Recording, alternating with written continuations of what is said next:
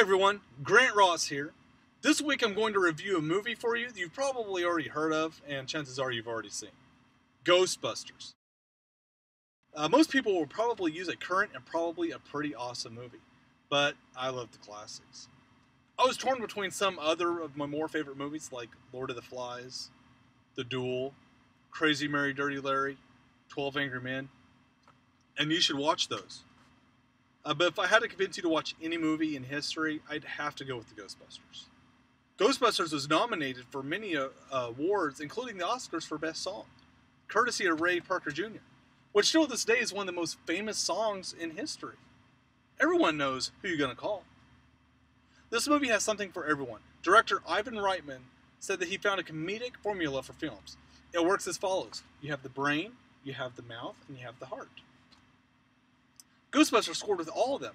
As the brain of the bunch, Egon Spengler, or Harold Ramis, also co-wrote it. His use of witty humor is hilarious. If you have the right mindset, almost everything he says and does is a laugh-out-loud funny. At the heart of the Ghostbusters is Dan Aykroyd, who helped create the idea for the film. He plays a lovable fool, Ray Stantz. Ray has a tendency for saying simple-minded things and using very little logic, and yet somehow this guy has a PhD.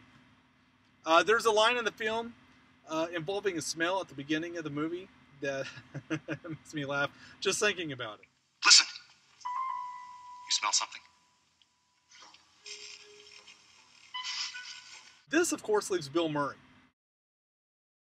Peter Venkman is likely the one that gets the most laughs because he is the mouth that he is, never stops making fun of everything. It's like the Rodney Dangerfield of the party scene in Caddyshack, but a whole lot funnier. It continues the rest of the movie. The film also produces some laughter out of the minor characters as well. The scatological humor between the end of the film, between Rick Moranis and Sigourney Weaver, it's a quiet laughter-inducing. Ernie Hudson, one of his first big roles, has few good lines as the other Ghostbuster, Winston Zeddemore. The only one who's actually not a scientist in the movie. Also, you have William Atherton of Die Hard fame plays the ultimate annoyance, Walter Peck. Not to be forgotten in the mix is Annie Potts. As Janine, who has some rather memorable humorous lines, numerous other well-known faces are seen on screen too, which includes John Belushi, or rather his continuation of the character Bluto from Animal House, as a principal image used for the now famous disgusting blob Slimer. It's a shame John Belushi was not around to play the part of the Busters because he was originally cast. The movie is already well-paced and engaging, so just imagine how frenzied the pace would have been with Belushi. Regardless, Ghostbusters is one for the kids, teens, and adults alike. It has spanned these phases for me and still works wonderfully. Like any good comic will tell you, good comedy is generally about setting up the other guys around you. Well, it just so happens that the characters all work well with each other. They work to set the great comic moments staged in the film.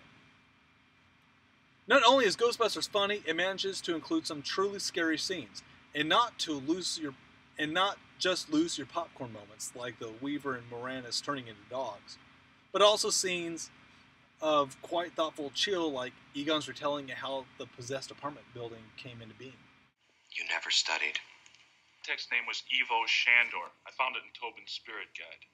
He was also a doctor, performed a lot of unnecessary surgery.